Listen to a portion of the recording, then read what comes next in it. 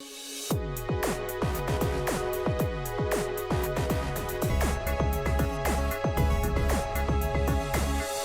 Alternative Dig Talk.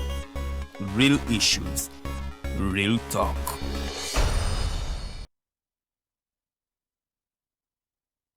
Hi Rogers, can I ask you something? Shoot. What does corruption mean? Well, summarily, corruption is abuse of public power for personal gain or for the benefit of a group to which one owes allegiance. For example, when a public office is abused by an official accepting or soliciting a bribe. By the way, private people can be corrupt too, like bribing police officers to escape fines. Okay. So exactly how does that concern me? Well, do you pay taxes? I guess, yeah. What does that have to do with this? Everything. Because those taxes you pay are supposed to facilitate services you use, like water, electricity, roads construction, medicines in hospitals, name it. Okay, that is much bigger than I thought. But it can be stopped, right? Well, yes it can, although it may not be as easy as it sounds. And here is the reason why. Corruption roots are grounded in our country's social, political, economic, bureaucratic traditions and policies. So, what has kept it going this long? I mean, why don't we stop it? Well, the main reason why it has been here for so long is because institutions are weak, either as a result of poorly defined ethical standards of public service, weak administrative and financial systems, or ineffective watchdog agencies. What can we do to stop it? At a national level, we must focus on strengthening the independence and effectiveness of public institutions that fight corruption. At a personal level, we must commit to never giving a bribe. I promise I'll never give a bribe. Well, that's a great decision you have made.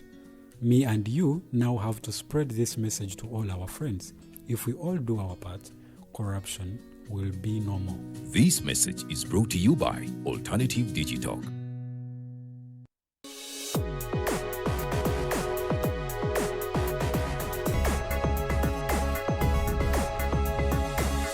The Alternative Dig Talk. Real issues, real talk.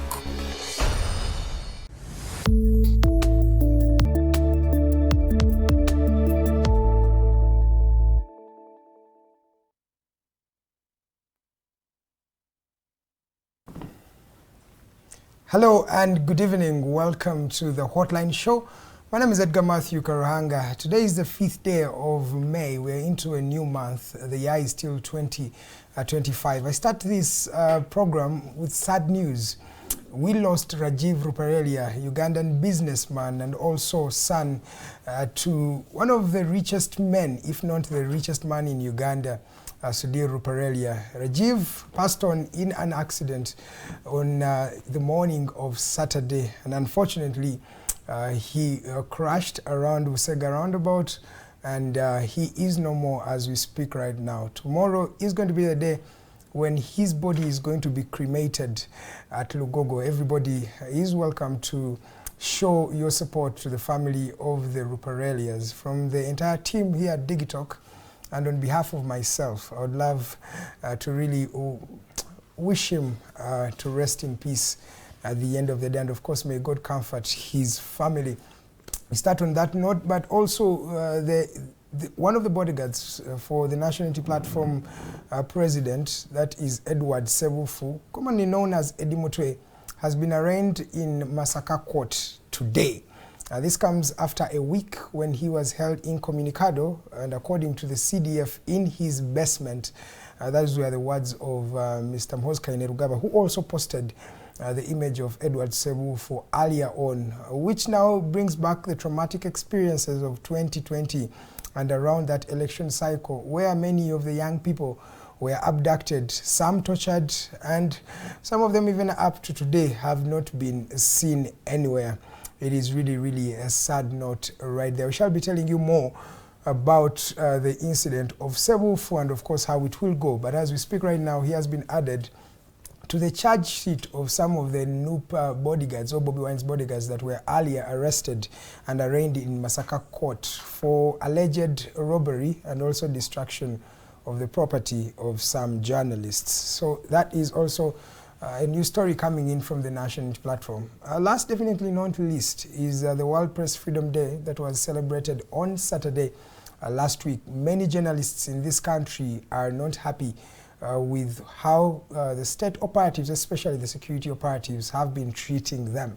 So as they were celebrating their day on Saturday, the UJA, Uganda Journalists Association, highlighted these issues, and some of the journalists that have been beaten and some others, have got injuries, were able to talk about their experiences. And one resolution that came out of that dialogue or talk was that journalists will be handing down or refusing to cover the elections, the 2026 elections, if nothing is done to the perpetrators of their violations in that regard. And as we're speaking right now, the NRM is gearing up for, grassroots elections that are going to be happening tomorrow. And there has not been a cabinet meeting today, and tomorrow there will not be a parliamentary sitting following the grassroots structure voting that is happening right now in various villages across the country. Those are that's just a few snippets on the news stories that are happening right here in Uganda. You are watching the Hotline Show, and my name is Edgar Matthew Karuhanga. We are always here every Monday from 7 to 9 p.m. 2 hours of non-stop, conversations that we believe will make Uganda a better place at the end of the day. We are streaming live both on YouTube but also on Facebook, so you can be able to get this information on either platform at the convenience, at your own convenience. Allow me to welcome the guests for this evening. I have Mr. Barigayomwe Rogers. He is the chairperson of the Labour Party here in Uganda. You're most welcome, sir. Pleasure, Edgar. Happy to be with you. Great. A good evening, viewers. Thank you. I also have the president of UPC, of one of the factions at the Uganda People's Congress, that is Mr. Joseph Ochieno, who is a panelist here. You're most welcome, sir, and a privilege to have you once again. Thank you for having me. There are factions in UPC. Yes. Jim McKenna holds one faction. He's occupying Uganda House illegal, but with the backing of the state. The other one is Peter Walabiri, who is holding the party hostage in his chambers. I was elected president, but not declared. Okay. So I don't belong to a faction in Uganda People's Congress, and I'm too big for any faction in any political party, certainly not in Uganda People's Congress. Thank you. And last, definitely not least, is the executive director for the Center for African Affairs and Diplomatic Studies, Mr. Kazooba. Charles, you're most welcome, sir. Thank you for extending an invitation to me. So you have 3 factions in the UPC. I've just told you there are 2 factions. I did not deny them. If you want that to please you. I think I'm the moderator. I really want to ask the questions. Let's not delve into that conversation. But you know what? No, why you shouldn't is because you have elaborated this issue. That's correct. Yes, and then there are people who sometimes walk the streets of Kampala, but they've got their very particular political opinions which are dwarfed. Those are some of the opinions that Museveni alleged to, and that's why this country is suffering under NRA. Thank you so much, gentlemen. It's always a privilege having you and having a having a conversation. But good seeing you, Edgar, actually. You're looking fantastic today. Thank you, sir. I'm going to start with the guest on the show, Rogers. I want to start with an issue of the death of Rajiv Ruperelia. He's not just a normal Ugandan. He's the managing director of one of the biggest conglomerates in this country. What's your comment on Mr. Rajiv and the death of Mr. Rajiv Ruperelia? Yeah, it's unfortunate to lose such a young man, an entrepreneur. Certainly, he had taken over the empire of his father, and later on I'll discuss that in relation to the labor issues we are talking about. But I would tell you that it is an inclination that what God created in this world is enough for everyone, but I certainly have encountered, he was a happy man, young man, but he has been also used by the circumstances whereby right now we're talking about the protection of workers, Yes, sir. Where if you see most of the rich people in the country, they are not rich as per se, but they are cheating on someone. And these are the normal workers. As we celebrated Labor Day on Thursday, we have reports as a Labour Party, whereby many workers in Uganda are not getting their rights of leave, rights of pay, and they are being abused, and they are being suppressed. Many of them don't have contracts, and actually it's because of the government is using the so-called investors to trample over the rights of the workers, of many of them. What I'm trying to say in relationship to the young Rajib is that he had been used by the system, and of course he had taken over the Sudil empire, and many times we get complaints from these workers of this empire that they have nowhere where the rights can be addressed because of the very powerful names. And I would say for Rajib, he's been a victim, just like we are seeing in the economic, that is in the economic sense, because he's one of the landlords of that area. But we see many victims, like we see in the military, we are seeing a victim. For me, I also think General Kainerugaba is also a victim of the, these young generation, they've been victims of a system which has been handed over to them. Like I'm telling you, he had to control an empire, but which is not operating under normal circumstances, especially pertaining the rights of workers globally. You know, it's in UDHR. This is enshrined. And even in our constitution in chapter 4, these rights are there and they are clear. But are you trying to say the system was using Mr. Ruperelia? Yes, because like I've told you, he was controlling over 8,000 workers. The Ruperelian have about 8,000 workers. But if you sample most of them, they don't have permanent contracts. Many of them don't have a right to live. And the condition, the circumstances they are working under. In any case, when you see most of the, like I've told you, the rich entrepreneurs in Uganda is because they are eating over an NSSF of a worker. Because many of these people don't declare those NSSF.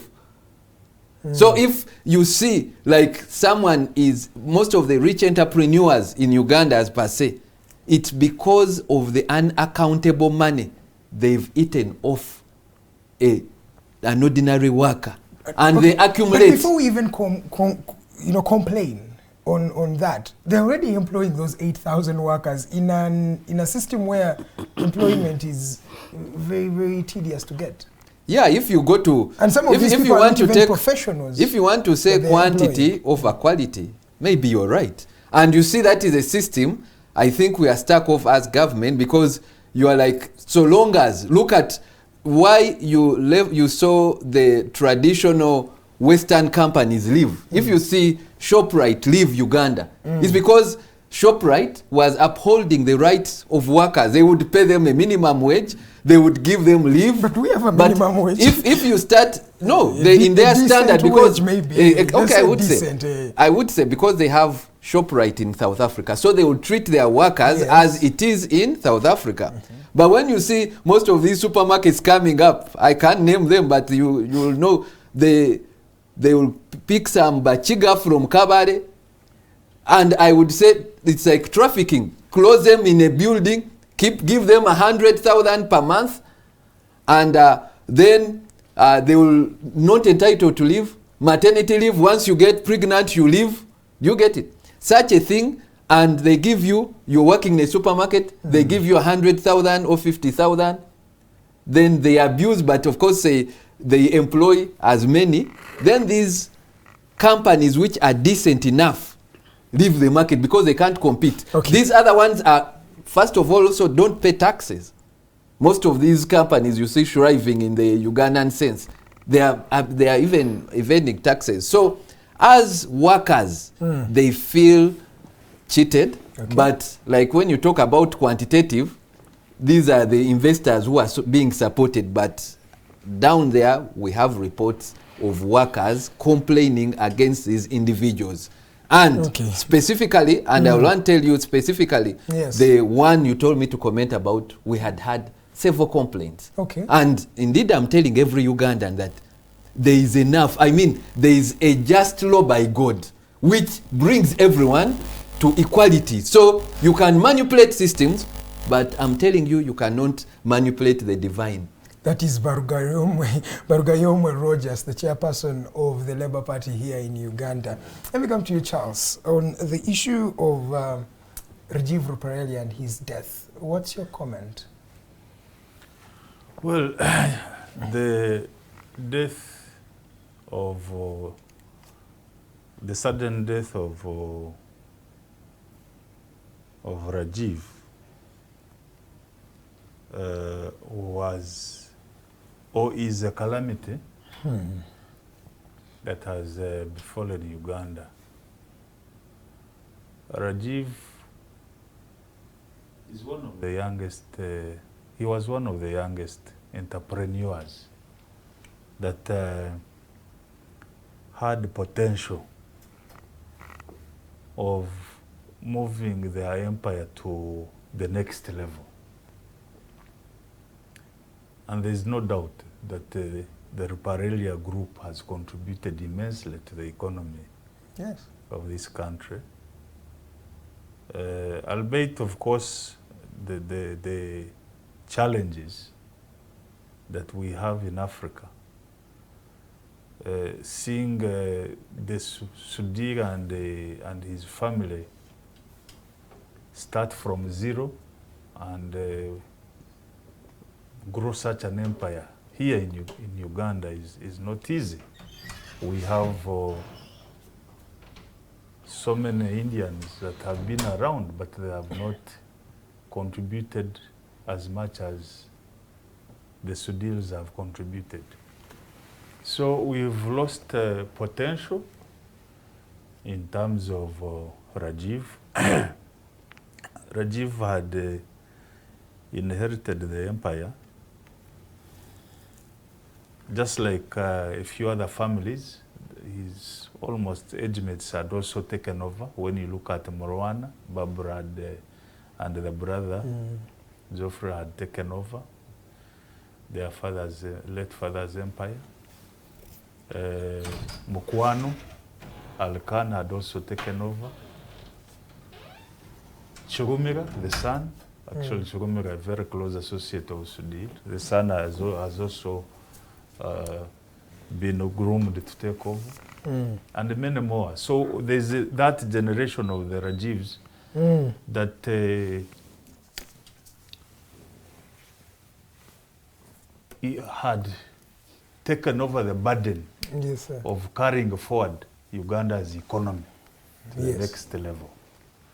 Now, when you see a person like Rajiv die just like that, some of us will get worried, because me as an individual, I would like to see more people in the economy than in the politics. We have more people, Ugandans, in the politics than in the economy, which is very unfortunate for us. That's why we may not even develop very fast. And Rajiv has been a very good friend of the media. Even the father, by the way. Yeah, the father likes journalists, Yes, at least that but also Rajiv has been very close to the media. He has supported some of them, those that I know, and they have been very happy with him. So what does it tell us?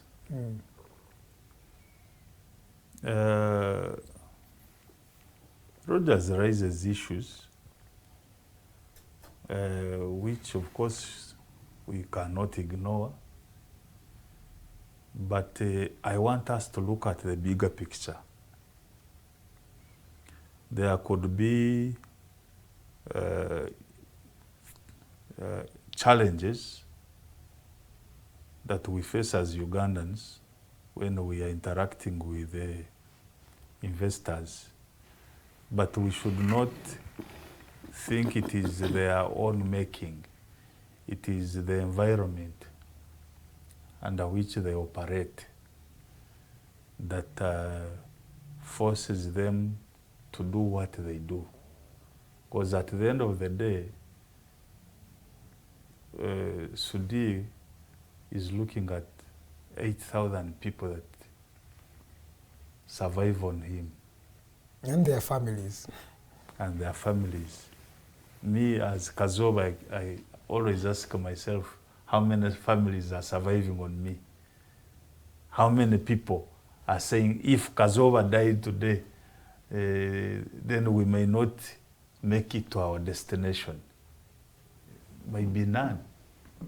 So every day you wake up, you should ask yourself, how many people are you employing? And this was, I think, Rajiv's responsibility. This university here at Kampala Road, Victoria University, I remember it was somewhere around Kamocha, as you're going to, near the Rwandan embassy. That's where it was, I think. Then they bought it. But it was a non-starter. I remember they tried to use sports to market it. It didn't work out. When it was handed over to Rajiv, he turned it around. And today you can see that it is competing with the well-established universities. Yes. So it means that the guy had potential in managing businesses. Okay. So as Ugandans, we should be very sad. And also to add, I also don't like their culture so much, the way they handle the dead, that they should burn you to ashes and bury ashes. That's, I think, how Indians are. So for us in the African culture, when you lose your loved one, you can always go and cry and grieve on the tomb. Yes, sir. Yes. So I don't know what will happen, but it is very sad. It is very sad for the country that Rajiv has gone too early, too early, really. And it is going to be a huge blow to Sudi himself as an individual. Okay. Because this guy, he was his heir and the only boy. When you look around the grandchildren, you don't see a boy there. So it is not easy. I don't know how he will recover from it. But at the end of the day, we leave everything to God. We only play our part and God takes over. Thank you so much. 26 minutes past 7 p.m. You're still watching the Hotline Show. Let me come to you, Mr. Ochieno. Your message on the death of Mr. Ruparelia Rajiv.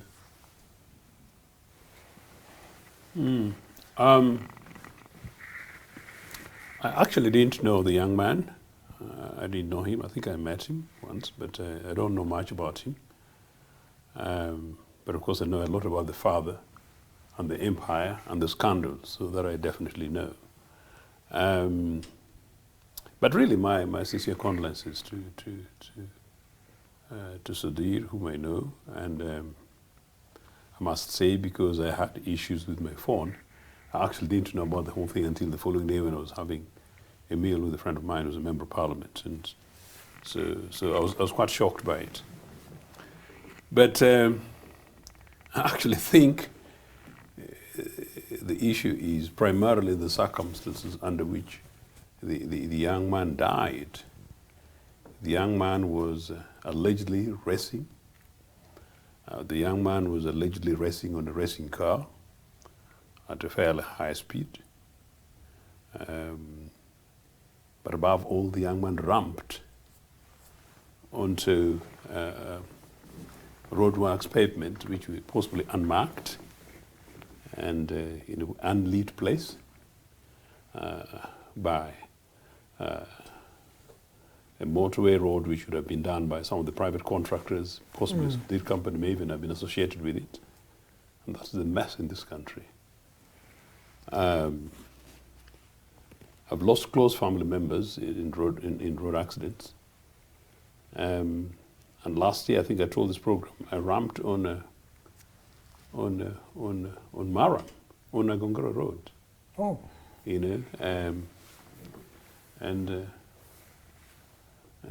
it was quite scary. It's one of the things that made me go and meet Kagina, a land before Museveni retired her and her system to suit him and other interests.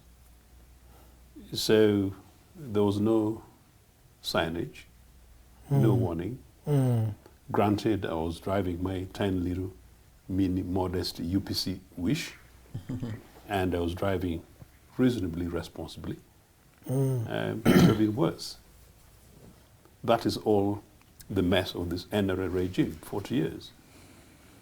And so talk about anything else, you know, what was the circumstances on which this boy was driving and what was the state of the road? Was there signage?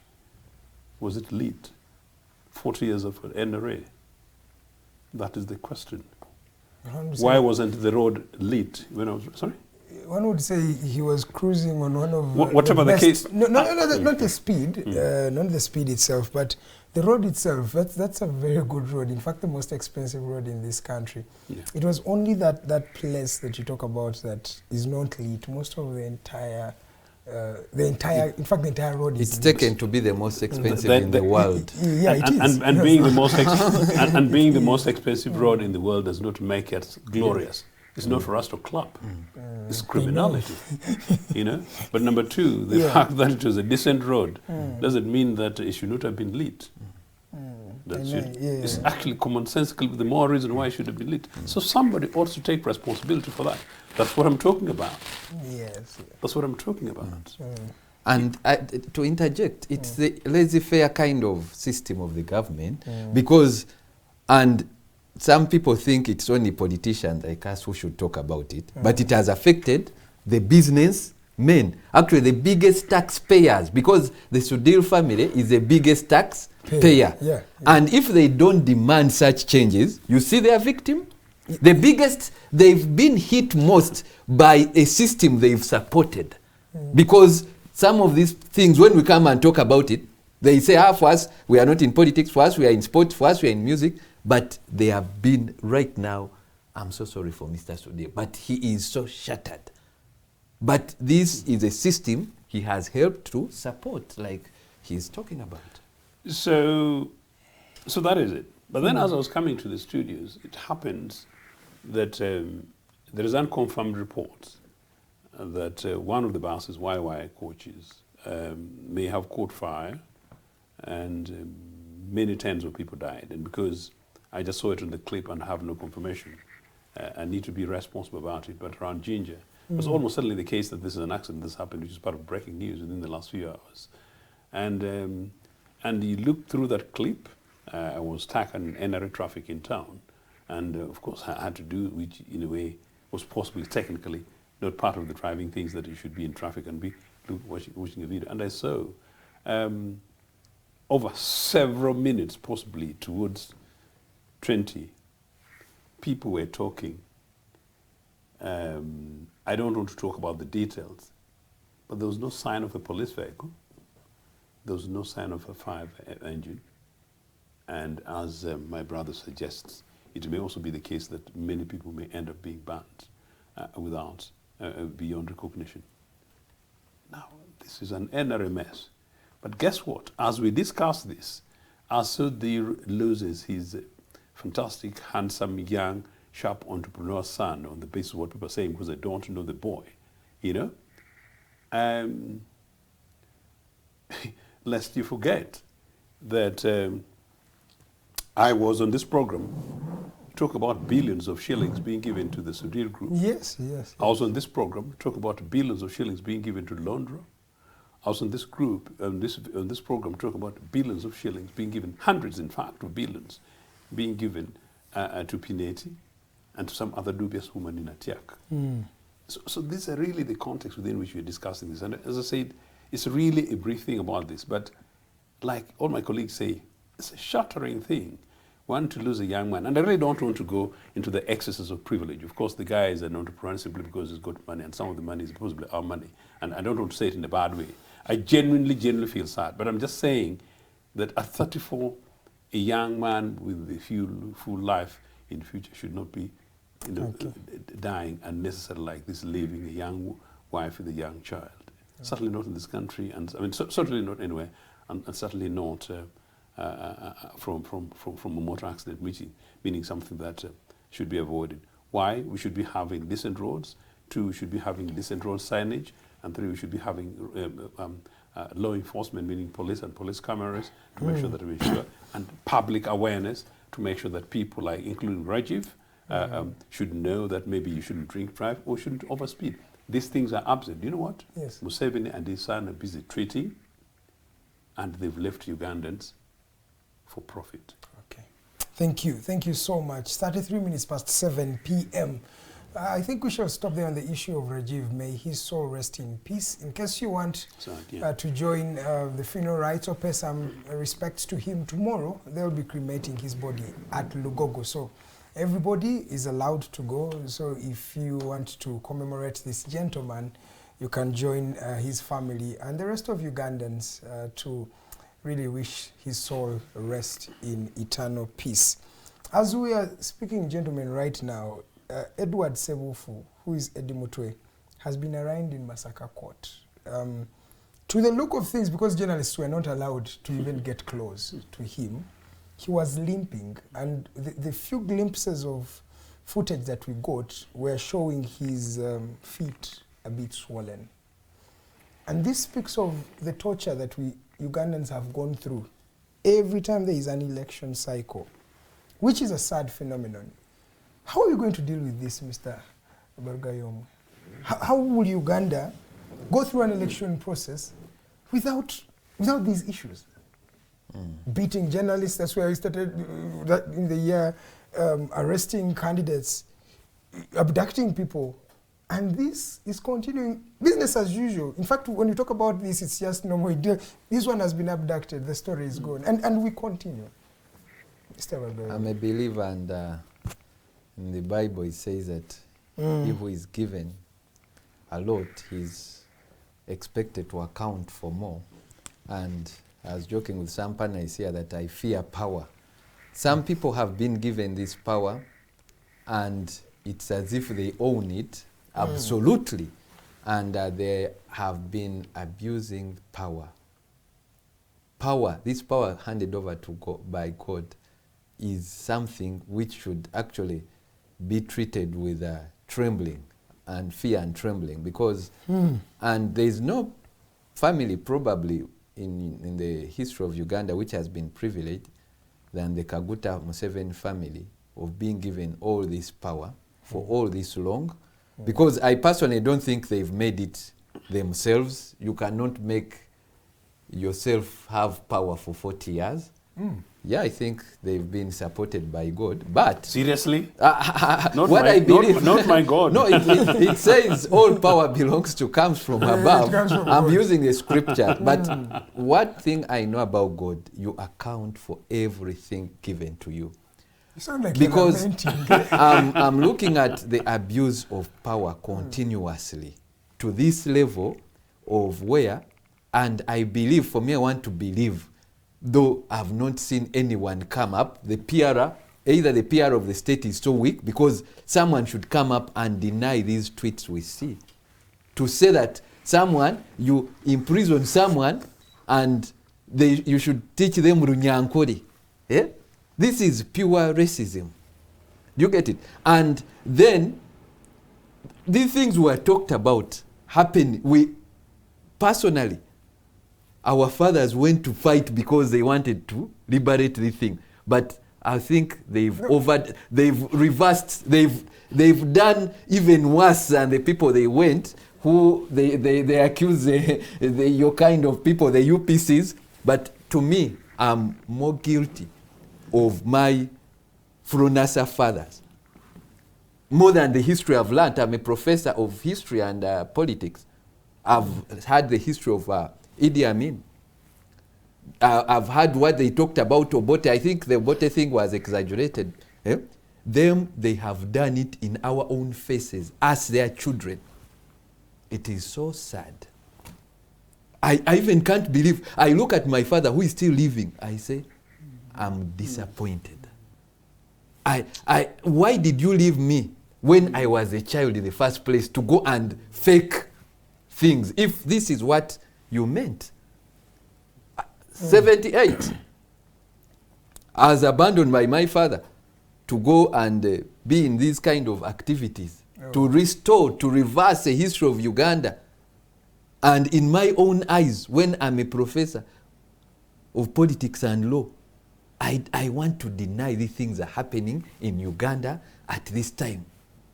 I tried even to be the appeal to say, no, this is not happening. I want to rewrite the history of Uganda, but unfortunately, even in the Amin era, they are saying these things may not have happened because no one had evidence. But right now, everything is on Twitter, everything, you cannot deny it, you cannot rub it. But what does it speak when a man comes out to tell you, I have Eddie Mutwe and I've taken his photo, what will you do? And you don't do anything. What does that speak of us? Before we look at them, what does it speak of us? Our generation? Yes, someone can rub it into your face. That I have your man, so do whatever you can do if you want. That's why I said for Rajib and for Muhozi, they are, I don't know, victims of circumstance. We've been handed over too much power. We can't control, but we have abused. And I don't know it's out of control because this thing has gone viral internationally. And you cannot reverse it.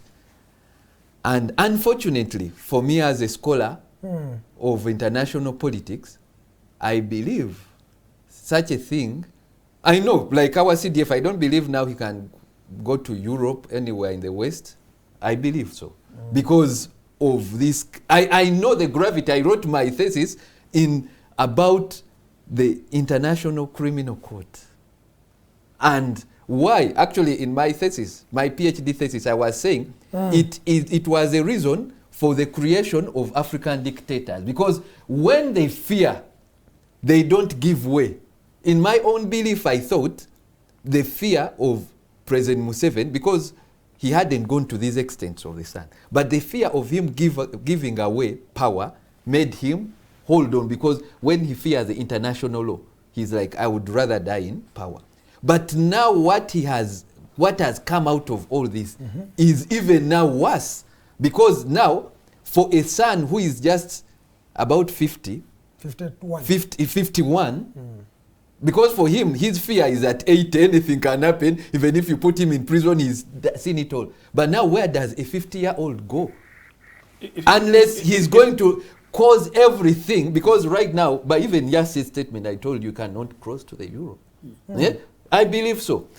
But now he has to do everything to also stay in power. Because now he cannot, by his action, he cannot release power. He cannot go away from being CDF and president of Uganda. So we are trapped that he is going to be the president? Yes, he has to be. Because what is the alternative if he's not the president? What is the alternative? Legal mind. What is alternative? I think so Edgar is asking you. It's a very interesting point that Edgar says, are we really, really so much, to use the other word, that we have nothing to do? Your fantastic dad did a heroinous thing in 1978. Exactly, yes. To say no to Idi Amin at the time. Of course, they later joined Museveni, the crooked things in the bushes. But in 1978, they said, no, we have to mobilize to liberate our Republic of Uganda. You now, as a scholar of international law, and you're seeing this boy just abusing us here, having gone through all those experiences, you having gone through the traumatic experience as a child of somebody who your dad had to leave, there's nothing we can do. But before you respond to that, I actually find something very interesting again out of your thesis. You did not suggest or argue, did you, that that because of the establishment of The Hague, the International Criminal Court, that the likes of Museveni, from an African perspective, decided that they would not leave power. So in other words, the International Criminal Court has become an impediment to democracy rather than a remedy to this guy saying, no, if I take action, then the consequences. Rightly so. Okay. Please conclude, sir. Please conclude on this. And to conclude by saying what we are doing, some of us have decided to come up with conversations. That's why we are here, because that's the only alternative. Otherwise, if we lie the nation that we should also go to Ruwero, it cannot work. Actually, I believed so that, and that's something, actually I'm being exonerated because I said, this Obote I've read about. By the way, if you know, Museveni has been coached by Obote. All his politics of gerrymandering and everything, he's a student of Obote. So I believe, but anyway, carry on. Obote was not so bad that it necessitated people to go to the bush. If these people had, actually to me, Obote is one civilian politician we had in Uganda. All these other guys were army guys, Amin and Museveni, but Obote was a civilian. So if we had countered Obote with just conversations, we would have had solutions. So now to say that now we go to military to counter a military regime, an empowered military regime, I believe my own self is that we should have these conversations. So are you reserving yourself to slavery? No, you know, not that we should be slaves in our country, no, but we should have, if we don't have these conversations, I predict that you're going to start seeing, I was in Vancouver 2 months ago, and you're starting to see Ugandan, an exodus of Ugandans start running away from their own country. Yes. So what happens in 1970, the 70s of Ugandans going out is starting right now. Okay. And I thought, for example, that's why I said the CDF is a victim. As a victim, he was a refugee at one time. He wouldn't want to see other Ugandans take up refugee status. Him. Kakwenza is in refugee status because of that gentleman. I don't know exactly, but what I'm talking about, if he hears a conversation start, I think he should be. Today I was talking to one of the military men, and he was so tribalistic that he said, no, it's, if you've noticed, even by the word of the Katikiro, the undertones of genocide are starting to play themselves in Uganda. And these are being tribalistically fronted, but because the Army General, the Army official, because who I talked to, who happened to be my student, said that, no, now the approach, the CDF has to change an approach because the president was so friendly, and so now they are seeing the laissez-faire kind of approach. So they are saying that he has changed the approach so that people know these things are for no-go area. Yeah, Rogers, I think you're very true because I've also had that sentiment before. And I was talking to General Naloiso in an interview that we did, and she said, for you people, Museveni is taking you lightly. I wish I was given the opportunity to be a president of this country. I would show you how you implement. So everybody is trying to say, this gentleman is trying to at least be a strict version that is going to make sure there is implementation of processes and projects. There is no corruption. You've heard of how he has been dealing, and at least maybe he's famous or notorious for being strict. Yeah, and that's what his handler, and I believe the person who was his handler, that's his method he has come to because, and he even told me sadly that those tweets are real his, and that is his work attitude. And for me, I'm saying if it is a work attitude, let them mention to us so that we voluntarily leave this country, because some of us will not stand this kind of attitude. Thank you so much. Brooke Williams Chikomeko, thank you so much for watching. Sir, to members of Godfrey Henry Mangeni, Katoka West, all of you are watching. Brian at Hayden, I see Batenda Konge, James Powers, Uganda, SG Omuntu Wawansi, I remember Angela. All of you are watching. Thank you. Continue sending in your messages. I'll be reading them as we continue with the program. In fact, I'll also mention Julio Hilk Josh. You are live from Luemiaga, Zimbabwe. Your team, Honorable Sechikubo, forever. Thank you so much. Let me come to you, Mr. Ochieno. On this blantancy of doing anything and nobody is going to, you can do whatever you want. For me, I have done what I've done. That kind of attitude, laissez-faire attitude of, I don't care. How do we go about this? And how does it really affect us in the case of Eddie Mutwe? It's very sad. It's really, really sad. Actually, in one of those clips, you hear a woman crying in the background. So possibly either that's his partner, his wife, somebody's quite clearly crying on the side of Eddie. But number two, the whole thing looks rather dramatic. And do you know what? NRA is actually the worst regime this country has ever had since independence. And it's absolutely shocking that NRA could accord itself this title and want to have it in pride like Robert Students almost wants to celebrate. You could see that the whole thing is so acted. And there was that woman in that ugly blouse, top in the clip. She's basically telling people to come around.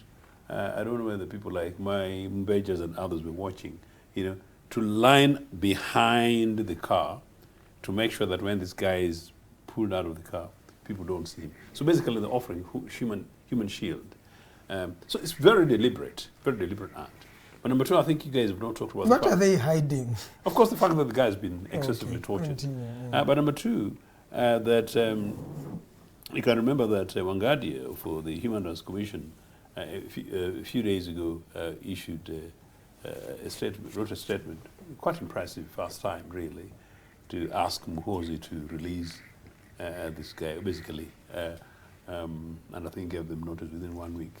So basically, people haven't said that in part this is what I think Muhoozi is trying to fulfill, because if he didn't, maybe he would basically be in contempt of court equivalent, because the Human Rights Commission has got the powers of High Court. Yes. And so for that reason, maybe this young man has chosen or imperatively had to do that. Because in any case, I think it was going to leave the regime very awkward, because all these are arms of the state of his father. So the guy is handed over to a massacre court. This by the army chief. This by an army chief who's Mr. Museveni's son. This, you see, the police officers, at least people dressed in police uniforms. So then you say, where is law and order in this country? Which arm of government is responsible? Why, even if Muhoozi wanted to whip this boy, he could easily have instructed his father's Inspector General of Police to go and pick up this boy in a police vehicle, take him to maybe to Rakitura police post, beat him, do whatever they do, come back in police, and then come back and okay, then when he comes to declaring, say that you take him to police, that the police is also being beaten. But you get my point. No, but of course, in this case, they've used the police. The police was beaten. No, here they've used police vehicles. I'm just trying to say a sense of decency, where you could sort of try and sort of justify. But the fact that he uses whichever arm of the state operation so suits him. He's so arrogantly abusive that it is nothing short of excess impunity that Mr. Muhoozi and his father and their system are emulating. Nothing short of saying that this is what's coming, which you can get from Rogers, Robert. If you consider that elections are coming in a few months' time, if you consider that tomorrow NRA guys are busy mobilizing themselves across the country, they've even closed our National Assembly. UPC has suffered. UPC suffered for nothing in this country. We delivered everything for you guys, then you guys broke. So Parliament is even closing because NRA has got to go ahead and do its nonsense around town using your money. So this is the chief bodyguard, or one of the bodyguards, of the official political leader of opposition. Not an opposition leader in the bush like Museveni and at some stage Lule was, where, or the Kairas were. Official leader of opposition in parliament, meaning equivalent of Paul Semogere's bodyguard. It's extraordinary. It would never happen. It's extraordinary. It would not have happened. Obote couldn't do it like this. And it couldn't even happen. Obote couldn't do this. He couldn't. You know? So it's happening in our eyes. But what is it? It's just the other week they'd beaten up these NUP guys were in Kawempe. And guess what? The MP of Kawempe died. And you can link part of his death to torture by this NRA regime. And then you go us back to the last elections and you see the biggest victims of torture in this country were supporters of NUP, again, predominantly in Kampala. Now, whatever message... This is what I've also been mentioned. It's not only now the opposition. A police post in Lubowa was attacked or cordoned by some soldiers, and the OC there was beaten, and other policemen were beaten. So, this does not look like it's of an opposition. Everybody can fall victim. So really I was trying to bring you towards that there's something happening in this country which shockingly, I do not think that people in Uganda who are in politics, there are very few politicians. I'm one of the few politicians. Even people predominant in politics, I'm sure he's in politics. I'm sure he's a politician. And ordinary civil Ugandan citizens like your parents, I don't think people really appreciate. Meaning what I've just described is completely unacceptable. And this, a few months to elections. And I think these, as you yourself said, people who disappeared in the last election, predominantly from Uganda, and predominantly NUP supporters, predominantly young people, and predominantly young innocent people, you know, our languages, some of them have not been seen. In any case, we've always argued that had many of these people been up to something like the terror that Museveni was doing, the terror that Kaira was doing when the UPC was discovered, because this guy was generally involved in terrorism, you know, just arraign them in court, you know, arraign them in court. And in most cases, Ugandans who've been called by NRF here, they would actually simply say that, oh, you're trying to protect us, we are trying to sleep, because you know, you make us sleep, so you injected us to sleep, so we're sleeping. So go ahead and begin to beat them up. But it's not happening. So what is happening? What is it? I think the ground has been set in such a manner that we continue the politics of fear, come the next elections, and it's a fait accompli. I noticed something that I dare say. If you see some of the things that NRA is trying to do across the country, if you see the fact that NRA the other day went and bought off people from opposition leaders from Acholi, and if you see that NRA went ahead and criminally gave Museveni, my God will remember you, you know, 100 million Uganda shillings to an NRA legislator, and 1 million shillings to parish, to PDM. Museveni is giving these people money to go and prepare themselves, because I think Museveni got the shock last elections that it was no longer business as usual. But I think Museveni is preparing himself so well that come the next election, he will try his level best to politically control areas where he's able to control, militarily control areas where he's got to control militarily, and do everything possible to make sure that it's impossible for the opposition to have a critical number. That really is what Mr. Museveni is doing. I want to repeat, politically what he's doing, including what they've done in Acholi, including this 100 million shillings, which I've heard from other sources that actually it's not only NRA legislators who got, that legislators from the opposition, including those ones who put on raid in the name of UPC, whatever kind of stuff, and whatever, got this monies. Yes. And that actually leaders, legislators from opposition political parties may have got more than 100 million shillings because they're actually much more priced. What's Museveni doing? Yeah. Museveni is buying his longevity, buying guarantee for his life, as my brother here is saying, to make sure that whatever happens in the next elections, they don't lose, and whatever happens, that possibly he retires in heaven without handing over to anybody who is not NRA. Thank you, thank you. It's 3 minutes to 8 p.m. You are watching the Hotline Show. It's now time we take a break. When we come back, I'll be talking to Charles, but also we shall be entering the topic of discussion of the day, labor rights in Uganda, and of course, how government can help in protecting and implementing labor rights in this country. We take a break. We still have 1 hour to go. Please stay here. Let's take a minute right about now. Thank you.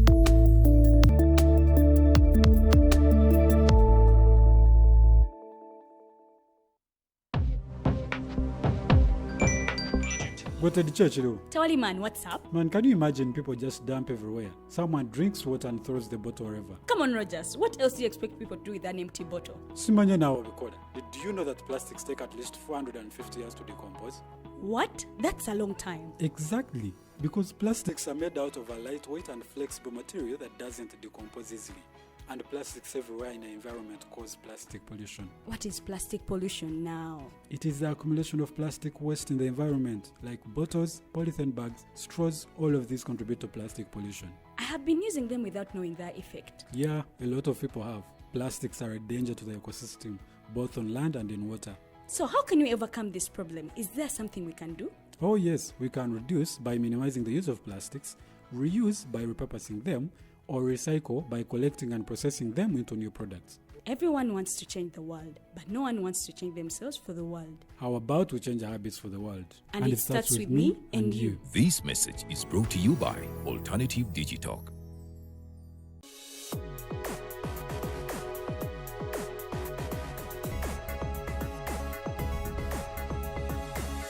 The Alternative Digitalk. Real issues, real talk.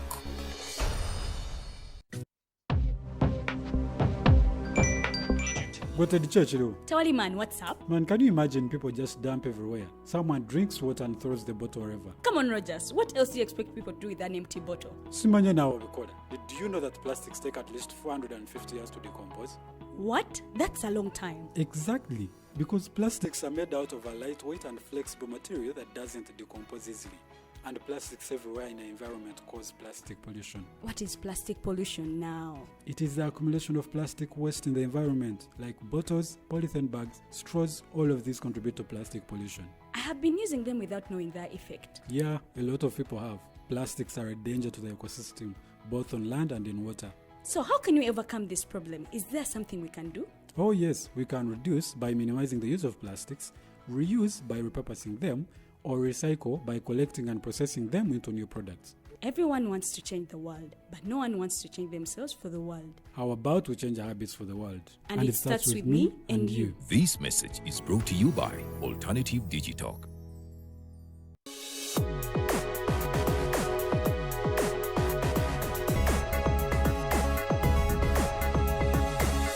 The Alternative Digitalk. Real issues, real talk.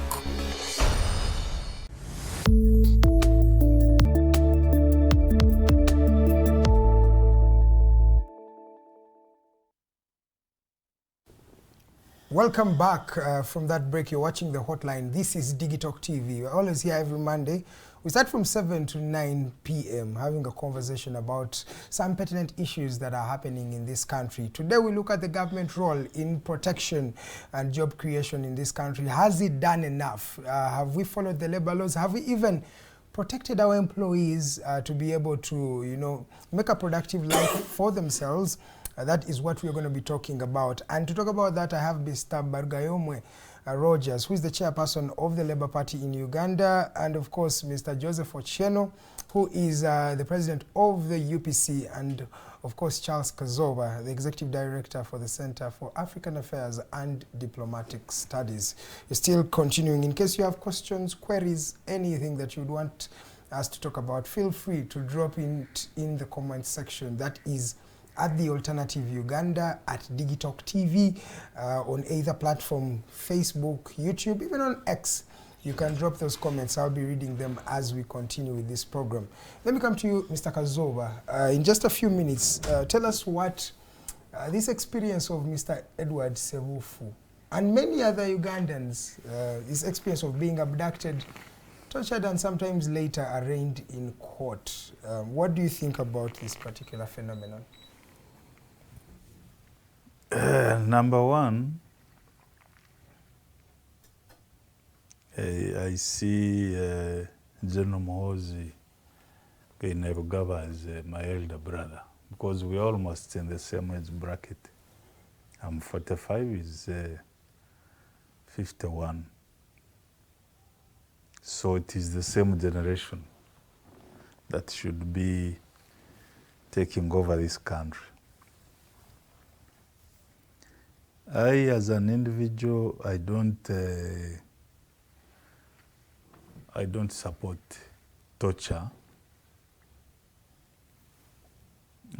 because torture is a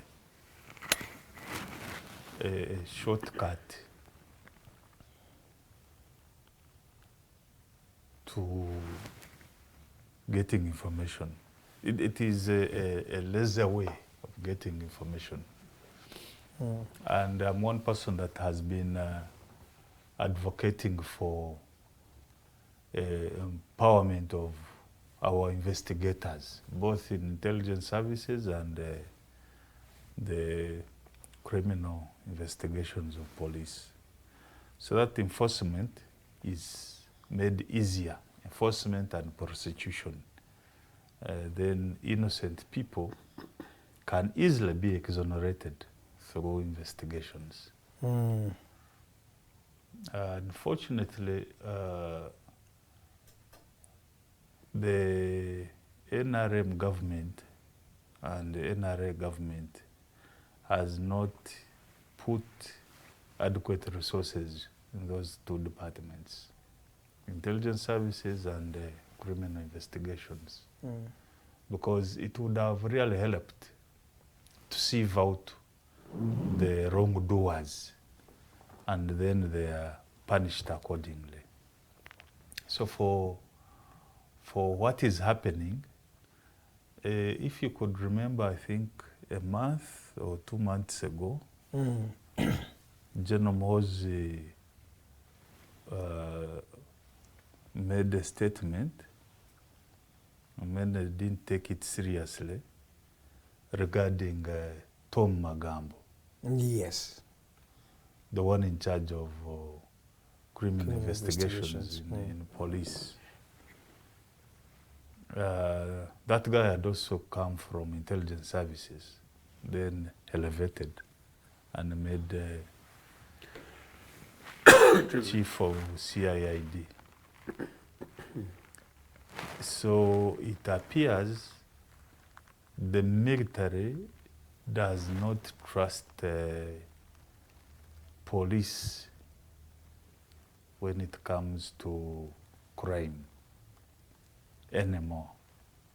I think you might have also seen the clash between police and Special Forces Command officers at the Roboa station. Yes. So there is, I think, a quiet disagreement on enforcement. Maybe the military believes that the police has either been infiltrated or it is not doing its job. Now, looking at the bigger picture, the country is at crossroads. The country is literally divided between those that badly want power, who want change, and they want it now, not tomorrow, and those that want to retain power. So there are so many underhand tactics being used from both groups to reach their ambitions, to retain power at whatever cost, but also to get power at whatever cost. Now, that is where we are.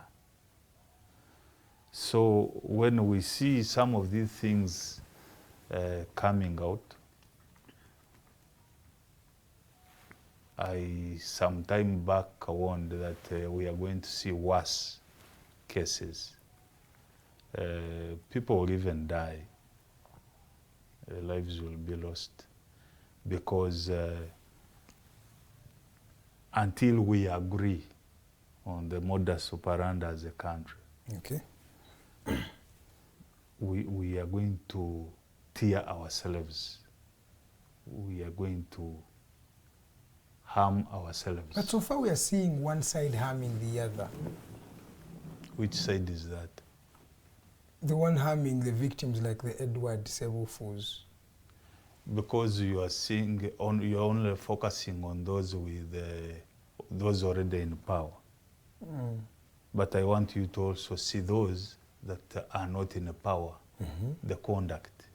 How are they conducting themselves? How are they conducting themselves? If, for instance, NUP were burying their own, would they allow me there? What's the point? Would they? You have seen you've seen Bobby Wine tell you the other day that they are going to create militia groups. You perceived he has been clear about that there are groups to help in protection of the vote and, you know, the electoral process, peacekeeping groups. They are not. What do you expect a politician to say? A politician like Bobby Wine? Haven't you seen him attack a particular ethnic group?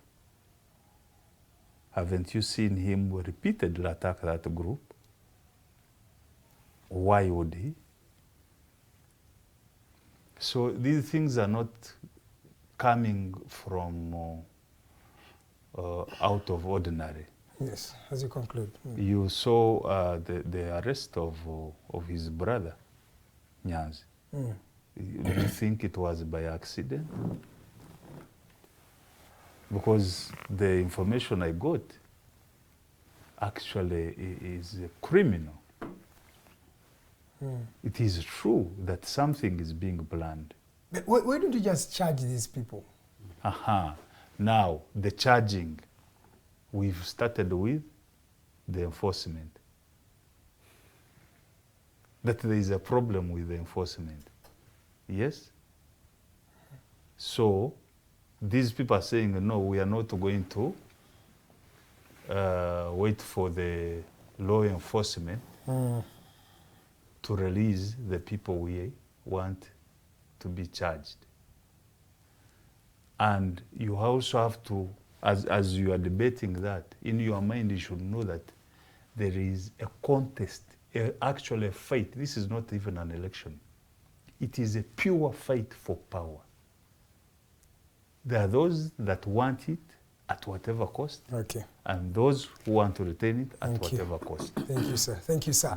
10 minutes past 8 p.m. Because of time, we are going to move on to the next issue. Some of the labor rights that are in the Employment Act of 2006 in this country include the right to fair wages, reasonable working hours, rest periods, and protection from discrimination. There is also a right to annual leave, right to maternity and paternity leave, rights to unionize and collective bargaining, right to work in safe and healthy conditions, protection against discrimination, right to grievance and disciplinary procedures, a right to severance pay, right to notice period, a lot of rights that were enshrined in this particular article. In fact, you can go back and clearly read it. My question to you, Rogers, is these rights look very good, especially on paper. How practical are they working in the lives of the various employees in this country, the servants of the land? They are not working, and on a scale of 10, I would say I give the NRM 3 out of 10 on rights, especially of workers. The past regimes could have done much better on the rights of workers. What happens is, and I tell what I like about the conclusion from my brother, that where we are going is sort of a context. And the context now is, why are people doing a do or die on political power? And I also blame the opposition parties. Right now, someone asked me why we cannot engage as Labour Party. Is because why engage when people's lives are at a risk? Or what is my engagement if it's going to put my family, my children at risk? Is power a do or die? So about the Labour Party, the Labour rights, the Labour rights will only be realized, and I tell people, ideologically. An ideology is the idea in that until the parties which come and they have an idea or they have the center of their party as a worker, then we'll realize the labor rights. Right now, I'll give you an example that the ideology, and you've seen it come out of the NRM as a military regime, is to hold power using the military. And I will tell you that a soldier right now earns minimum 1 million, the lowest paid soldier. Yet, the lowest paid worker in the country, who I would is not even documented, because this country has refused a documentation, let's say, of a maid. All of you people, most of you are holding maids under, I don't know, it's like as if they've been trafficked, because one, in the real labor laws, you are housing them off. That means they are working more than the 8 official hours. Yes. So you are making them work about 20 hours. Even the sleeping, it's under your roof. Then they don't have any minimum wage. They don't have actually written contracts. Yes. So this regime is not going to protect that. It's not going to protect the kadamas. It's protecting the army officer already by giving them a minimum of 1 million.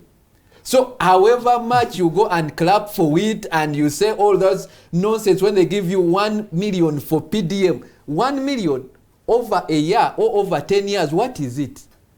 What we should be advocating for. I'm surprised that there are people in Uganda who have never held 1 million shillings.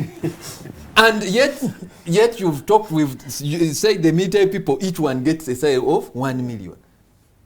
Yeah. And that is about the most educated person in some instances, a professor like me. I don't get even $1,000 in some instances.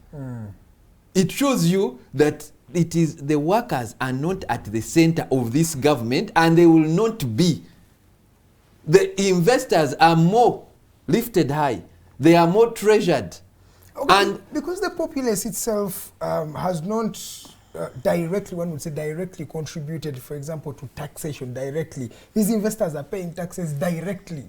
They get it from their pocket and they pay. But the easier thing, because at the center of it, is to put everyone in the middle class. Then that's when you will realize more. But is your populace empowered enough? Is it educated enough? Is it enlightened enough? Or we're just going to brand them a certain class? Do they have the quality of being named that? Yeah, that's what the Labour Party is working towards. That we will put in place. I will take you back, even to give credit to my brother here, just in the UPC government, when we had these cooperatives. Yes, yeah? Yes. Something like that, cooperative. People were empowered at the grassroots. Yeah? They had what would call the warehouse receipts, whereby someone, when they have their coffee, their cotton, in those days, their beans, they would be empowered well enough, and they didn't need to be manipulated by this PDM that these are handouts which even no one pays. This is just handout which does not improve a person. And there people at the grassroots, I will tell you that my parents would tell me that just in holidays, the coffee my mom picked from the Amatuga garden was enough to take her to school. Which child of yours here, Ugandan, can pick anything can pick in just one, they're in holidays, in just 3 weeks or 1 week, can pick anything which can take them to school. We are all gambling, all of us here, all Ugandans, you're all gamblers. But you see, they give you the money and you eat it and you don't even want to pay back. For example, the PDM, it may be small as it is, competitive highly, but after you're given, you just run away. People don't even multiply them, the little that is given to them. Because... So is it a system issue or is it our indiscipline as Ugandans? It is a system of the government encouraging gambling. The way you see betting, the PDM is like betting. They have not empowered people to have a product, and when the production comes up, you hear now they've started trying to register every worker, trying even to take away what people have. The whole thing about us, Labour, is that we want to empower the people. When the people empowered through minimum wage, for example, this is one of the things we are advocating for. That one, the man told you, no, that the is minimum wage bill is sending our investors away. Do you know why? Because he wants to rely on few investors. Yet other regimes, including even Idi Amin, was empowering the Ugandan. Now, for us, our center is to empower the Ugandan, not those investors. And most of those investors who you're talking about empowering, right now they empower them with our taxpayers' money. Yes. Look at all the new investors, including Magogo and all these Panetta and everything. Even the deal. They give them, look at what happened to Munyonyo and everything. They are not investors, they are giving them our money. Okay. Yeah? And now there's been another set of investors who are politicians. Apart from that, there is no genuine investor, there is no genuine worker. And instead the worker is being oppressed. Okay, let me first come to Ochieno. Mr. Ochieno, we decided to privatize the economy of this country and said private-led, right? And that means privatization was really rampant, especially as this government or the system was starting. A vision that to them, because of private-led, that means the private sector will be leading in everything. So we left the education system to the private sector, health, hospitals to the private sector. Now we are coming back to say the government is not doing enough. Are we being fair to government, or is it our problem as Ugandans, sir? The way you said we, as if the people of Uganda were consulted. NRA was never elected. Mr. Museveni has never been elected president. He was not elected to State House and has controlled the power since then to date, using Twitter and the power of his NRA guns. As far as the question of privatization is concerned, yes, I think it was basically Museveni, a few of his, hungry guys who came from the bush, who came to take and grab, and foreign agents, the masters who helped them, a few Libyans here and there, and Anglo-American interests. Those are the people who privatized and killed our economy. I think my brother is trying to talk about the ideological context of labor.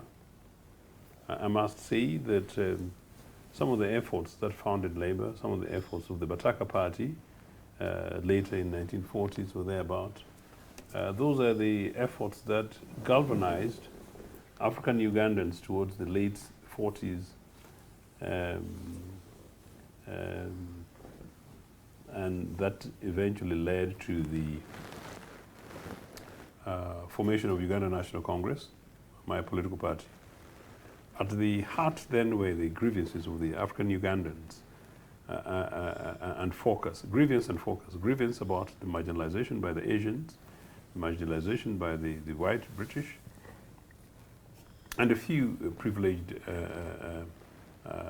guys in a few kingdoms who enjoyed feudal privilege, but that the African Ugandan wanted to make sure that they got fair prices for their coffee, fair prices for their tea, fair prices for their cotton, and fair prices for their labor, that whatever they worked, they got fair wages, and that they were reasonably housed, where they worked the decent and average working conditions and environments, and that they respected the citizens, and that their awareness continued to build to the reality that they owned in this country, and so therefore they started to agitate for independence. And that independence now pushed them towards realizing, interestingly, with the friends in the British Labour Party, including Lord Fiona Breakway, you and I are not particularly far of some of these things, that pushed as friends from outside. The progressive left ideology is global. And in established the global north, these guys did not believe support apartheid, they did not believe and support slavery, and they did not believe and support continuation of so-called colonies being controlled by the established white nation states. So in this case, the progressive left in Europe, and particularly in this case in Britain, wanted the British government to let go the colonies and let go and make sure that we Africans attained our independence and we become masters and owners of our own destiny and indeed our economies. And so that's so critical in 1950 and then 51, so the formation of Uganda National Congress in 1952. Uganda National Congress, as you know, our first president was Ignatius Musazi, this fantastic father of Uganda's nationalism, as Obote would call him, a guy from Luweero. And so these guys built around that, and DP, for different reasons about the Anglo-Catholic conflicts, it's a different story. DP was founded in 1954, sort of to counter some of these interests, because the Protestant establishment was fairly dominant in Uganda and the Catholics were being suppressed. But I don't want to stick there. So fast forward towards independence. Once we attained independence, the Uganda People's Congress, which had now become 1960, was clearly ideologically openly driven as an Africanist political party, whose dream it was not only to help attain independence and work with other parties to attain independence, but to transform the Ugandan nation state as a home for the indigenous Africans. So what do? They say, we create an enabling environment. That's what governments do. I'm not bringing to labor. Governments create enabling environments in which jobs get created, including private sector. But predominantly left-leaning political parties, we know that while business operates, meaning industry operates side by side with the public sector, governments, by investing in infrastructure, which will be from roads, schools, whatever institutional infrastructure, as you call them, holistic. Museveni's infrastructure is just a kraal going to his kraal, and because the road is the infrastructure. But infrastructure that broad sense. The more you open up this, the more you create enabling environments, and the more you create jobs, labor, the workers, where we sell, you are offering your labor to this television network, and you deserve a fair payback. But when you come here, you deserve a fair seat, including where they make sure that the chair does not compromise health and safety things, does not compromise your back. And then when I come here, I deserve to have my fantastic tea because I'm your guest, and some of the privileges that sometimes we would expect as guests and opportunities. But most importantly, that the person who works, including possibly the cleaner, gets the minimum wage. UPC worked towards that.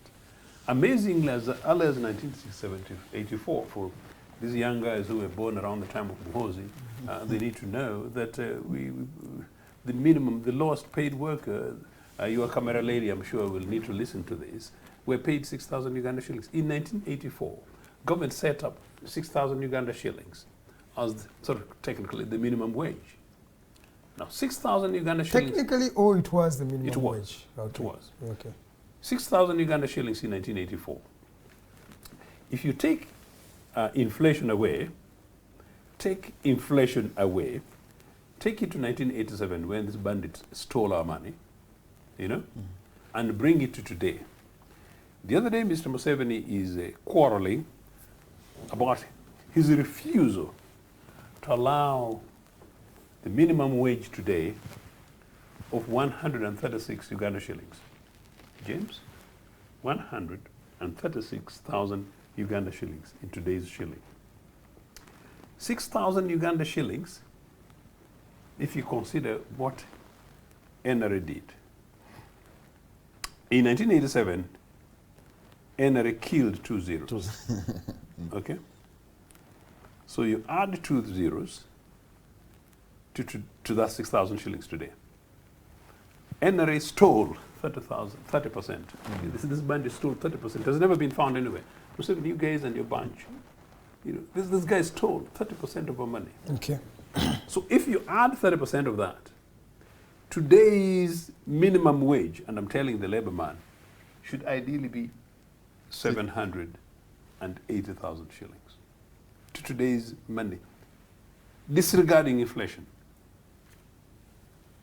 Now, Obote and Museveni, who goes to heaven, who needs to be locked up in Luzira for life? What do you think about his reason for refusing the minimum wage bill? Cheek.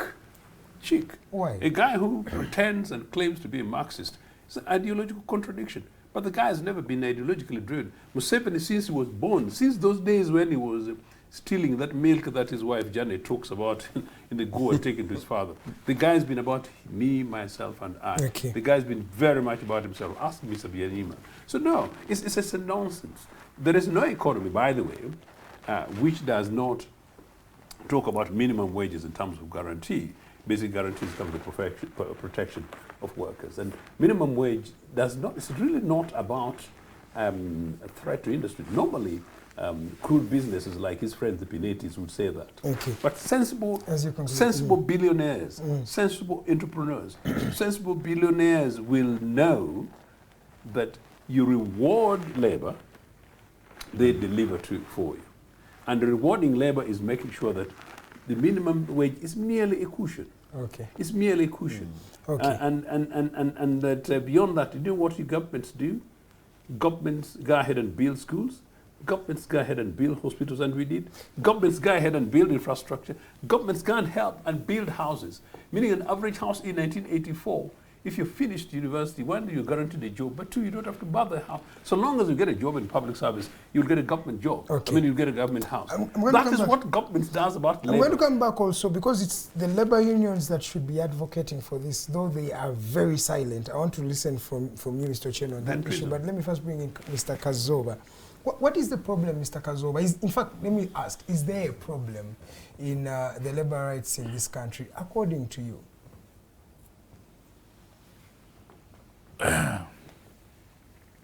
I started working when I was, I think, 18, 19, 20. And my boss was a military officer. So the issue of contracts, labor rights, maybe even at that time I didn't even understand them. But he would pay me as and when he felt. However, even to date, I thank him because he molded me to a very aggressive and responsible citizen.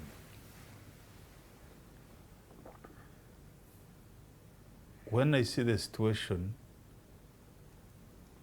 today of our young people, what our young people are going through, I ask myself, are we being idealistic or realistic? These things we are asking for. I've been running my own companies, I think since 2013. But I've never employed anybody on a permanent basis because it's impossible to do it. And I thought it was a situation unique to me alone, but when you look at other companies being run by Ugandans, owned and run by Ugandans, very few can afford to pay workers well and on permanent basis. Yet, more young people come from universities and they want to earn better. and they cannot find suitable job placements. So if us indigenous Ugandans cannot provide decent employment for our Ugandan young people, not because that we don't want it, but because it is literally impossible, what about the investors, the so-called investors? Let me tell you, Mr. Karuhanga, for our companies, even those that are listed on the PPDA portal, you will compete for, let's say, a contract. What you go through to get that contract is hell. By the time you execute the job and you're left with some little money, you're just praying that you keep surviving. So, first of all, corruption has eaten away what the business community would have earned decently. Because you have to get tenders out of corruption. Now, the little money you are going to be left with is also taken away by the taxman. So if you want me, for instance, to pay a graduate 1 million, I already can't afford it. But I think he's saying that those circumstances are caused by the system. Yes. Your inability to do that. So do we say that it goes back to them? No, my problem is with the corruption. Let me give him an example why the corruption comes. And why even I say now I apologize on behalf of our parents and even give credit to the UPC government. In around 1986, my father was the district administrator of Kavale district under the NRM regime. We were staying on the government hill in a government-built house. And it had all the facilities. Like you see all these houses you saw in Kololo, they were government houses. Right now, the NRM has sold off all the houses. And you know the spring of corruption, the cause of corruption is everyone. Even the young people who are just leaving university, they want to build a house. Yes. And you know what? The pressure of building a house. At that time, they will tell you that in the 60s, and because a civil servant had a house, that caused them comfort. They had a vehicle, they had all these things we are saying which come with the labor rights. Yes. So they were comfortable enough to live. Not to steal. Yes, and not to steal. And serve their country. And to focus on the job. Exactly, because these governments, the UPC government, Idi Amin, who had inherited that habit from the colonialists, made it comfortable for a worker. Okay. Right now, you look, is it another DCN? No worker has a house. Not even, apart from the president, who has 2 state houses, or even many outside, not even the vice president of this country has an official residence. Thank you. And no, I have to pin it. Yes, please pin it. You are in Machindia here. There is between here, they call it Pakalast. There is that road which is like... the one connecting to Entebbe? It's like like whatever. It's just a road that is... and it's a road we are using as... If you see the traffic on it, it's about 100,000 maybe vehicles a day. It's a good shortcut to Entebbe. Just above this, is it Chizungo, there is where some dignitaries live, just on the top of Machi. That's where the paved roads are, the tarmac roads are. When they have less than 50 vehicles a day. So it shows you the priority of government. It is not on the common man. And let him first conclude his point. Yes, sir. Yeah, I agree with him, but so he has told you like it's a systematic. But also that was imposed on us by these Bazungu. No, that's not true. Via the structural adjustment policies. Liberalization came as a condition. It's not that it is something that came out of the blue. It was a condition out of the structural adjustment policies. Why did you reject homosexuality then? And you didn't reject that? Yes. So my other issue, Mr. Karuhanga, yes, please, is the training. In fact, Professor here, they are doing us a disservice at universities. Yes. Today, you killed the public schools. Let's continue. Yeah. When I'm running my organization, if I have two choices, a graduate from Kenya and one from Uganda, I would rather employ the Kenyan. Why? The Kenyan will deliver and they are committed to work. The Ugandan will work 1 month. He wants to come at 9, leave at 2, but also demand a promotion and a pay raise. Thank you. Within 6 months. That's very true. Now I've had an experience. That is the Ugandan. Yes. Between which years? But the Kenyan is committed to work, to deliver results. Exactly. So when you are having Ugandans, your company may not be able to meet the expectations. Okay. Compared to a company that is using Kenyans as workers. Okay. So there is a problem with training at universities. I think, in my opinion, we should have introduced another additional 1 year for purely practical training at universities. I don't know whether, because I've seen some universities now, they want to introduce practicals throughout from first year, I think, to last year. I don't know whether that will help. Even the primaries and secondary. Yes, so the issue we are having is ethical morals, even in the education. I want him to conclude that point. Please, we'll conclude. So you're going very, very soon, you'll see there is a difference between graduates from, for instance, Victoria University and those from Makerere University. The ones at Victoria are likely to retain their jobs longer than the ones at Makerere because of performance. Okay, for now, let's first stop here. He brings out a point, Rogers, of competence of these people, who the employees, the labor market, the quality of the labor. And this is very true, because I have studied or been with journalists who don't know how to write a news story. But he went to school to do journalism, but they cannot write a news story.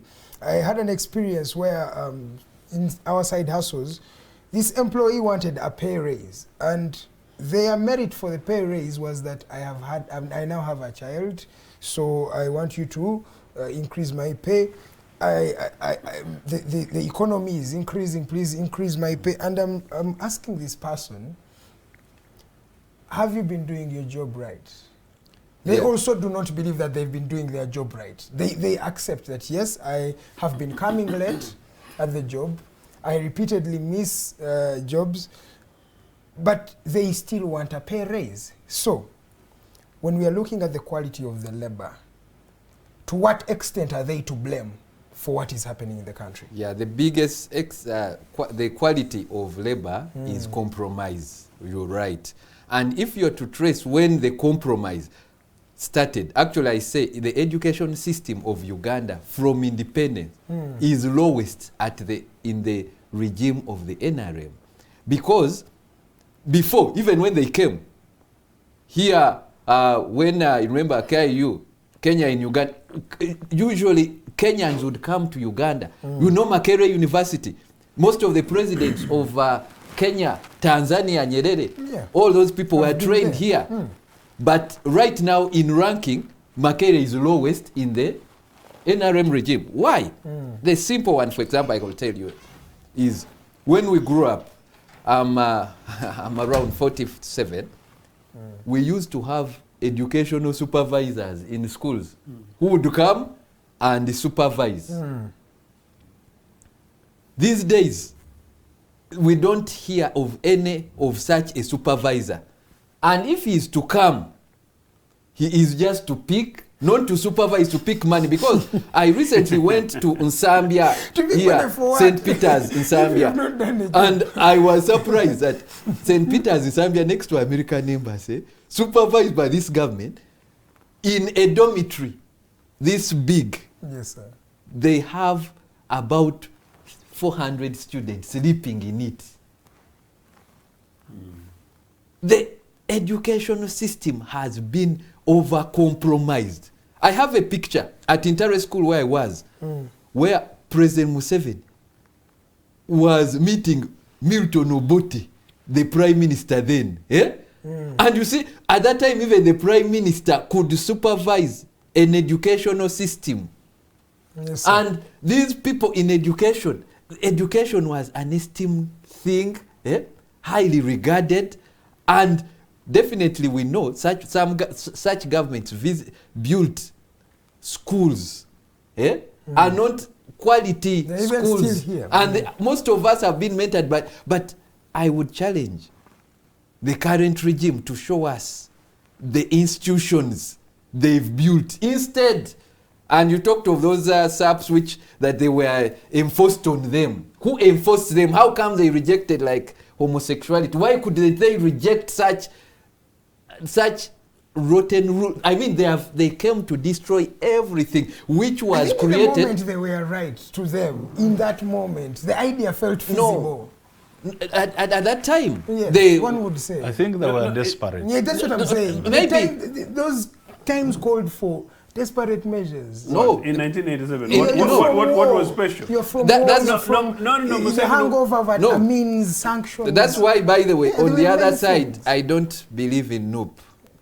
Because at that time, even his would-be in-law right now, Professor Karujire, said this, it was just a wind of change. He looked at these guys just coming from the bush, excited, and he knew they are not professional enough. Just like some of us look at this NUP, and we know it cannot carry the country anywhere. Because that time, these young people who had come in their 20s, and later on, it's President Museveni who confessed, he said, these old people who are in the civil service are the ones helping me. And that's how we preserve people like Mutebile. These people were mentored, they were in the UPC government, the Kijukas, most of the people, technocrats, the Kajulas, they were people who had been mentored by the system. But these new people, and you talked about the thing of human resource. Right now, we don't have credible, competent human resource running anywhere. Rogers, because of time, what do we do? Because we've dwelt on the problem, which we all validate is there.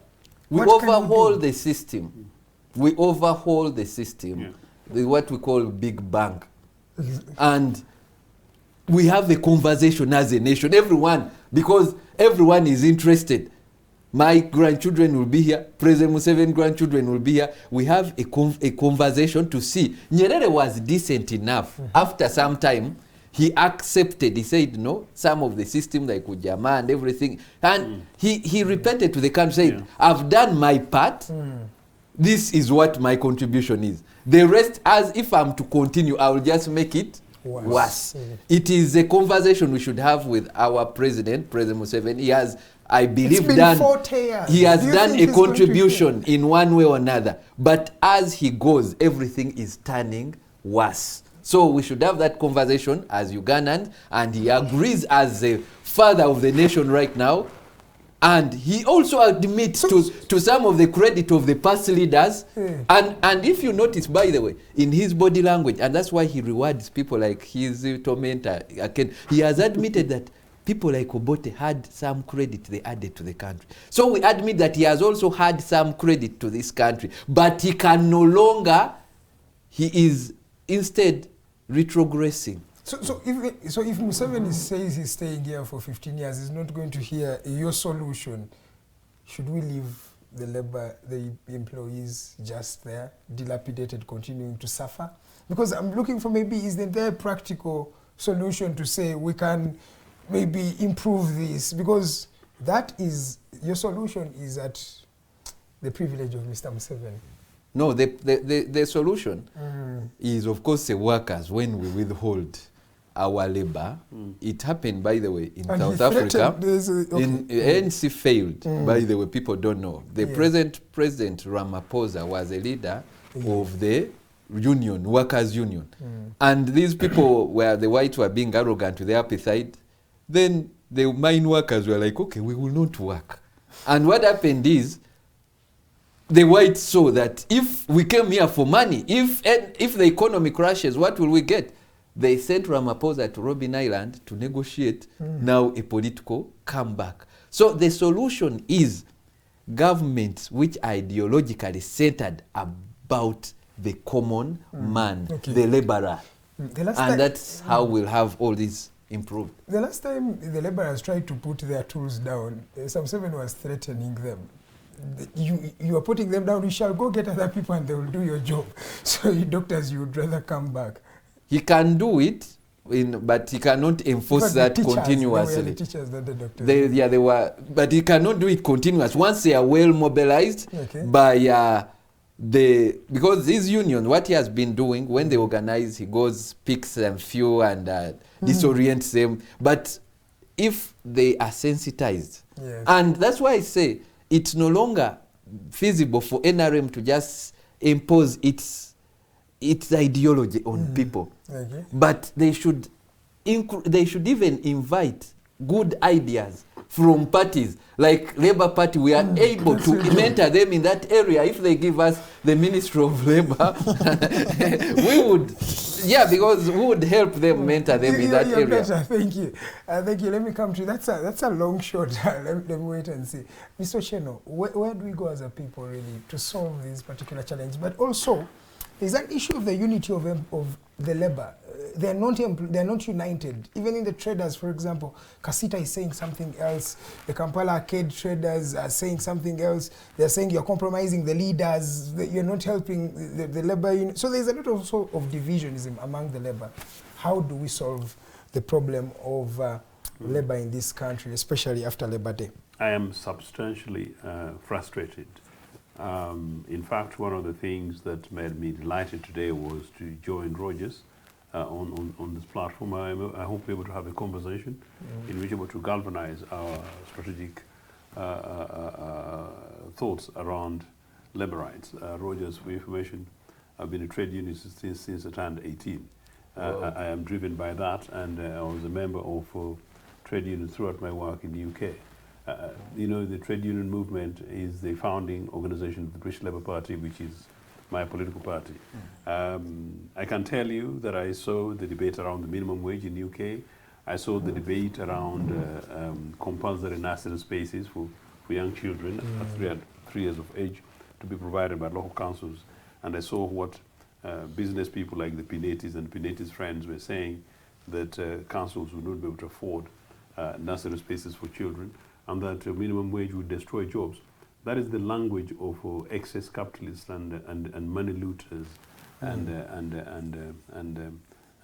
not people who are progressively about people. So that said, I think Rogers is right that nothing's going to happen in this country unless and until Mr. Museveni retires. There's going to be no fundamental structural change in our national economy until Museveni leaves power. There is going to be no fundamental structural change, therefore, in whether you talk about agriculture, you talk about environment policy, you go about education, talk about health, or on corruption. Nothing fundamental is going to change. So what do we do? I think you're asking us to manage. How do we manage it? Yes, we can manage it, but one of the last things we cannot do is to support Museveni in continuing to sink the country. I think my view is that political leaders need to mobilize and organize around saying no to Mr. Museveni, but also seeking to persuade him the tone that Rogers is saying, that look, you've been a terrible man with this country, but we don't believe in the death penalty. You've been a terrible man. We don't believe that you should go ahead and spend the rest of your life in New Zealand. You've been a terrible man, but UPC gave this country the Mwiri motto and now it's for God and my country. So we believe in God, so we are not going to punish you. You know, just let go. We shall do a Kaunda, we shall do a Nyerere. I was privileged to have met Kenneth Kaunda towards the latter part of his life. Very conciliatory guy at the time, recognizing some of his shortcomings at the time. But look, as far as this country is concerned, the idea that my brother here, Charles, is talking about, teaching, I do not, but I am one of the few people who don't believe that there was anything wrong with the education curriculum that created me. There was absolutely nothing.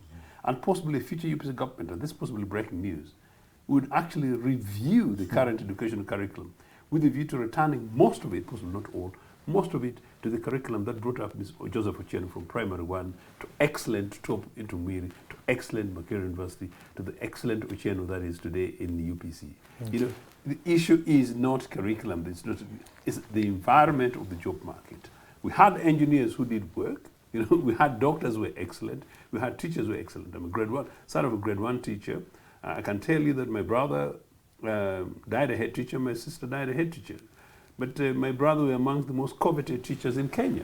In fact, primary school teachers in the 80s, Ugandan primary school teachers, your camera lady needs to know this, Uganda's primary school teachers were coveted in Kenya, and they taught secondary schools, and Kenyans passed excellent. So it's not about the quality of us, it's a culture, it's an attitude. Possibly when you have people in the Ministry of Education who cannot write the word excellent, I repeat, if you possibly have people who are pushing educational policy in this country who cannot write the word excellent, maybe those are some of their problems.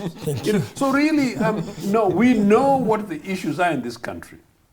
We know what are the issues in this country. This regime is just sick. This regime is tired. This regime has no clue, you know, what to do with the country. And finally, this mess about structured adjustment program, Charles, I reject that. I know you may come from the right wing of politics a bit.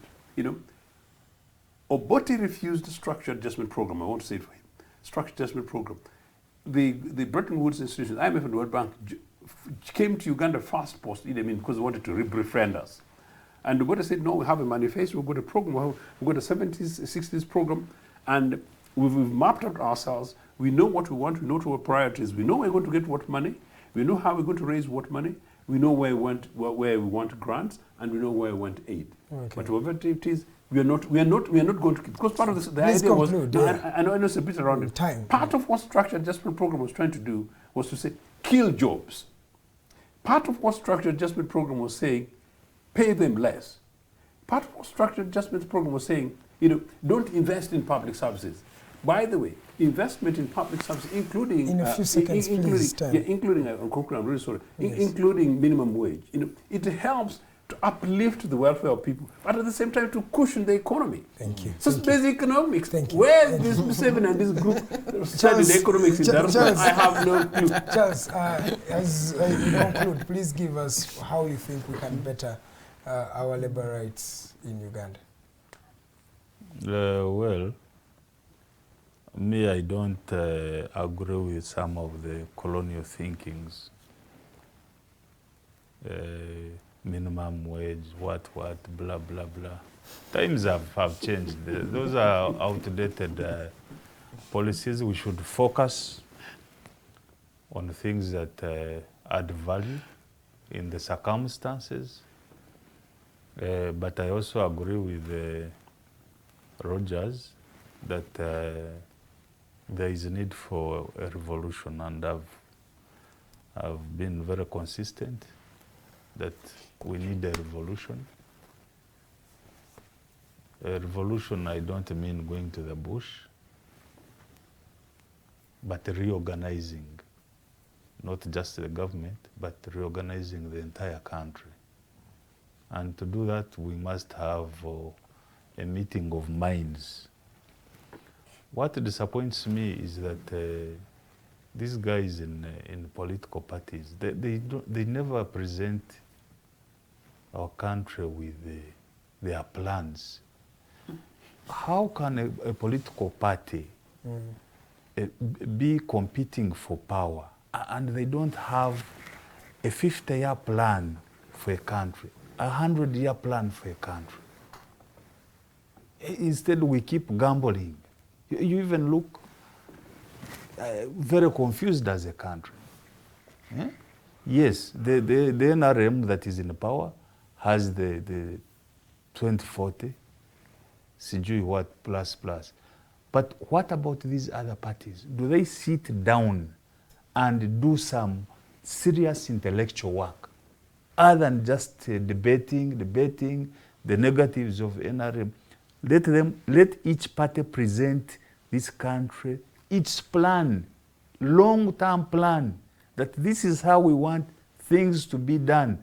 But you know, some of them will tell you, you know, when we do our plans, the small details will be stolen by NRM. And they implement and they do anyway. That is NRM took our selfish. NRM took our UP program. Yes, and sold it. No, they took it to a cattle crowd. No, Museveni took UP program to a cattle crowd. It's criminal, man. I thought you are here for Ugandans, not for Museveni. And of course I am for Ugandans. So if they in Jesus' name I reject Museveni, I've got nothing to do with it.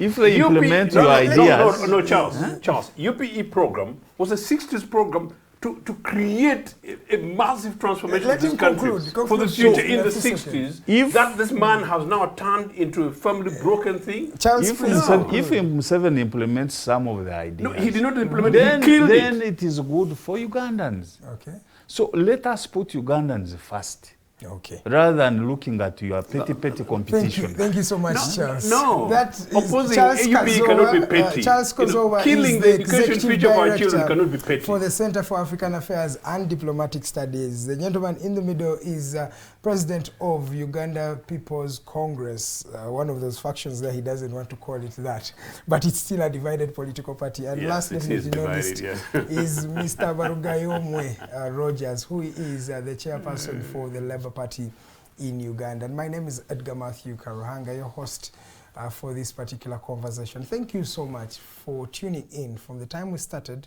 up to now, it's around 9 p.m. So thank you so much. You can continue the conversation online. That is at The Alternative Uganda on Facebook, but also at Digitalk TV, still on Facebook, but also on YouTube. You can drop us those comments and we'll be able to make this program better. Don't forget to subscribe. Every time you subscribe, we have more engagement, which even helps us improve on the visitors and the guests that we bring and the programming, which in the end will be better for you. From the entire team, God bless you. I'll see you again tomorrow at exactly 8 a.m. We'll be here breaking dawn, having a conversation with Uganda. From the entire team, God bless you. Good night. See you tomorrow.